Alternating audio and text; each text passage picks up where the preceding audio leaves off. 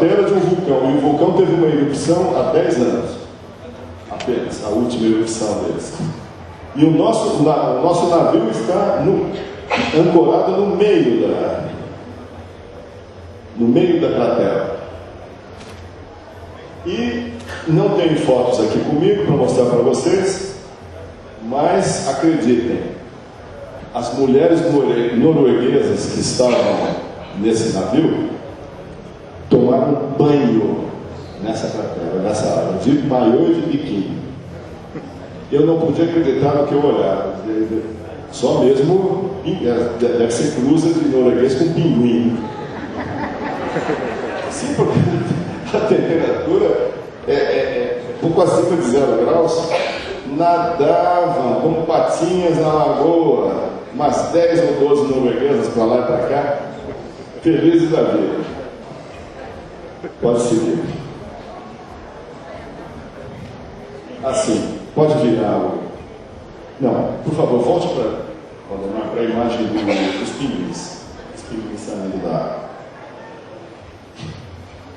Antártida, como vocês sabem, Antártida ou Antártica é a mesma coisa, os dois termos são válidos em português. É o paraíso dos pinguins. Há umas 14 ou 15 espécies diferentes, cada uma delas com hábitos muito específicos e muito especiais. Esses aqui são os pinguins gentoo. Esse pinguim tem uma particularidade. Eles são pequenos, mais ou menos 90 centímetros de altura, não passa disso, 80 a 90 centímetros, e eles passam 8 meses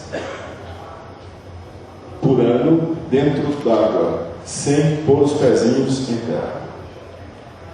Durante todo o inverno, quando começa a água a esfriar e o gelo se formar, eles pulam na água e ficam 8 meses dentro d'água.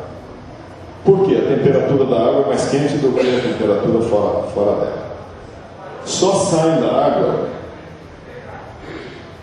no começo de novembro, quando começa a estação da reprodução. E todos nós que estamos em terra desse navio fomos testemunhas de um fenômeno raríssimo, que é a chegada dos pinguins gentoo, o momento em que eles pulam fora da água e caem, eles pulam, é como um voo, eles saltam da água e vão cair em cima do gelo e da neve. Isso aí já é o continente antártico, embaixo. Chegando na neve, eles já vão localizando as suas respectivas colônias e, sobretudo, já começam a tentar localizar o seu companheiro ou companheira do ano passado, porque esse pinguim é monógamo. Só que ele escolhe uma companheira, a pinguina escolhe o seu companheiro, eles se reproduzem, têm os seus filhotes. Quando começa o outono, os dois pulam na água e se perdem, não se veem mais, a não ser 8 meses depois, quando eles voltam para o continente. Voltam para o continente e se procuram e acabam se encontrando fatalmente pelo som. Porque, por incrível que pareça, são dezenas e dezenas de milhares em cada colônia desses pinguins. Cada um deles tem uma modulação vocal diferente. Então o primeiro que chega começa a gritar lá do fundo, faz uns gritinhos, e o outro que chega já reconhece e vai naquela direção para se encontrar. Eles não podem perder tempo. Eles se acasalam, como eu vi, assim, horas depois de terem chegado em terra e terem se encontrado. Já começam o ritual de acasalamento. Porque a estação de reprodução, que é a estação quente, em geral dura uns 3 meses, mas pode durar 1 mês e meio, 2. Então eles têm que já se cruzarem, a fêmea põe os ovos, já começa o trabalho de chocar os ovos. E a coisa mais emocionante que me aconteceu nessa viagem. Eu estava observando os rituais de acasalamento desses pinguins. Quando o macho ou a fêmea encontra o seu companheiro ou companheira, o que eles fazem? Um se posta diante do outro, fazem uns ruídos que parecem uns carinhos vocais e, de repente, esse pinguim levanta a cabeça bem alto e abaixa, fazendo uma reverência, até encostar o bico no chão, aos pés do outro. Tanto o macho quanto a fêmea fazem isso. E levantam de novo e fazem isso várias vezes. E nós tínhamos, no navio, haviam vários biólogos que já tinham explicado para nós o que isso representa. É na linguagem dos pinguins.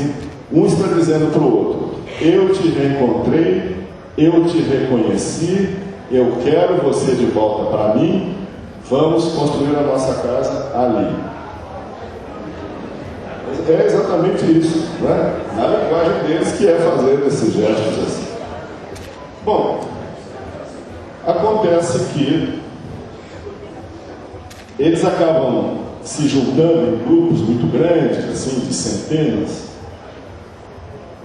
e nós tínhamos tido a recomendação de não nos aproximarmos assim, a menos de 5 metros dessas grandes colônias, para não assustar os pinguins. Se bem que eu nunca vi um pinguim assustado com um ser humano lá, muito pelo contrário, porque eles não nos veem como inimigos, né? Nós são atacados, então eles não têm medo. Mas mesmo assim, por prudência, as leis internacionais na prática não querem que o visitante chegue a menos de 5 metros. Então nós nos postamos aqui para fotografar, para ver, e os pinguins todos logo ali na frente. Agora, nós não podemos ir até eles, mas eles, se quiserem, os pinguins, podem vir até nós. Então nós temos autorização para sentar no chão, porque aí você fica sentado, você fica do tamanho deles. E aí é fatal. Depois de uns 4, 5 minutos, um ou outro pinguim sai do meio da colônia, vem andando assim, com aquele jeito deles, né? Balançando assim, chega bem perto de você, você está sentado, ele fica te olhando a meio metro de distância do seu rosto, né? Olha, vira a cabeça para um lado e para o outro, e de repente levanta a cabeça bem alto e faz a referência.